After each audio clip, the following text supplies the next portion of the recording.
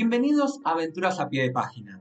Soy Esteban, su guía de hoy, y en nuestra aventura del día vamos a explorar la impresionante fortaleza de Acrocorinto, una de las más grandes acrópolis griegas y una de las fortalezas medievales más importantes de Grecia. Acrocorinto queda en Grecia, en el noreste del Peloponeso, a 90 kilómetros de Atenas y a 11 del actual Corinto. Se trataba de un lugar de fácil defensa gracias a su morfología. Está ubicado en un punto muy alto, rodeado por laderas bastante abruptas. Su superficie total era superior a la de la propia ciudad de Corinto, por lo que en caso de invasiones podría servir como refugio no solo para todos los habitantes de la ciudad, sino también para el ganado. Actualmente posee una triple línea de fortificaciones construidas en distintas épocas. Veamos un poco de cada fortificación y sus puertas.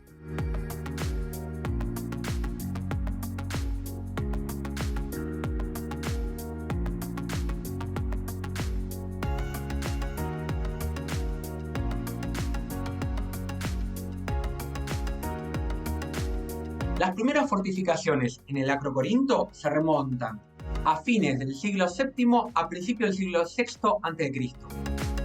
Se han hallado muy poco de la Acrocorinto griega. Los muros de esa época están parcialmente incorporados a los medievales, como todavía se puede ver en unos pocos puntos.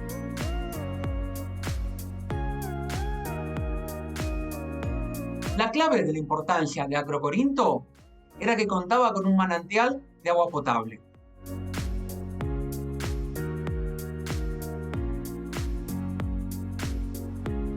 La fuente Pirene se conserva en excelente estado en una bóveda subterránea romana.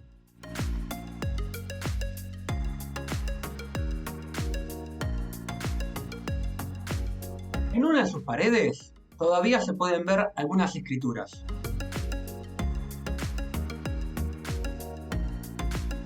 Suponemos que el agua de esta fuente en algún momento no fue suficiente por la existencia de múltiples cisternas en toda su extensión.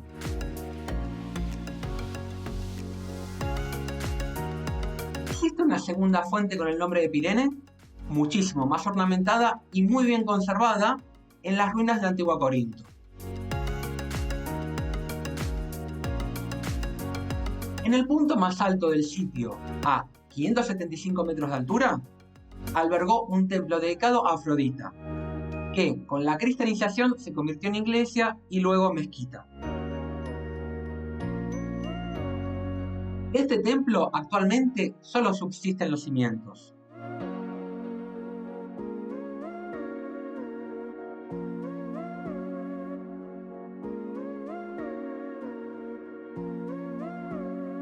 En el templo de Afrodita se encontraban las estatuas de la diosa en armas, de Eros y de Helios, protector de Acrocorinto. Además, en este templo, más de 1000 hieródulas, o siervas de la divinidad, ejercían la prostitución sagrada. Acrocorinto estaba conectada en la antigüedad con la antigua ciudad de Corinto, 2 kilómetros al norte, y con el puerto del Equeo, por unas paredes largas, del mismo estilo de las que protegían la conexión entre Atenas y el puerto de Pireo.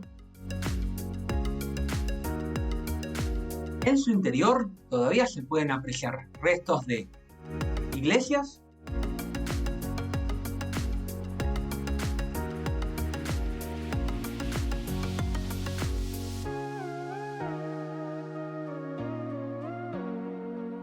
mezquitas,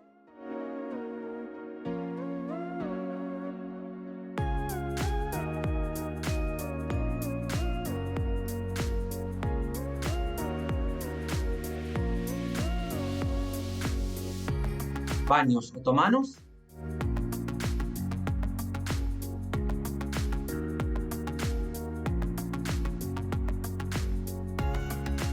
depósitos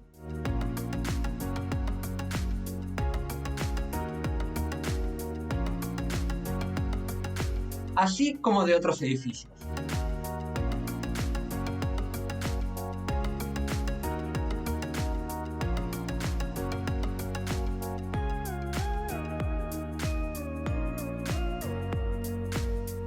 Del lado sureste hay una torre de vigilancia de 2 pisos que fue construida por los francos, donde la planta baja se usaba como cisterna.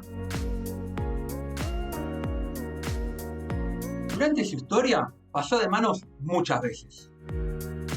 En el año 146 a.C. fue parcialmente destruida por las tropas del cónsul Lucio Mumio, pero fue reconstruida en el año 44 a.C. por orden de Julio César. Fue fortificada nuevamente durante el Imperio Bizantino. En el siglo XII fue una fortaleza de los francos tras la Cuarta Cruzada, para luego pertenecer nuevamente a los bizantinos. Hasta el año 1458, que fue ocupada por los otomanos, para luego pasar a los venecianos en el año 1687 y luego nuevamente a los otomanos en 1715, hasta que en 1822 quedó en poder de Grecia. Hasta Antiguo Corinto es posible ir en bus y en tren, aunque se desaconseja este último porque la estación queda bastante lejos y es una caminata muy larga. Desde Antiguo Corinto hasta Acro Corinto es 1 hora de caminata. También se puede llegar en coche, hay parking arriba en la entrada. El acceso es libre y gratuito y se puede visitar todos los días de 8:30 a 3:30 de la tarde. El sitio es enorme y se necesita 1 hora para darse una idea del sitio y entre 3 y 4 horas para visitarla por completo.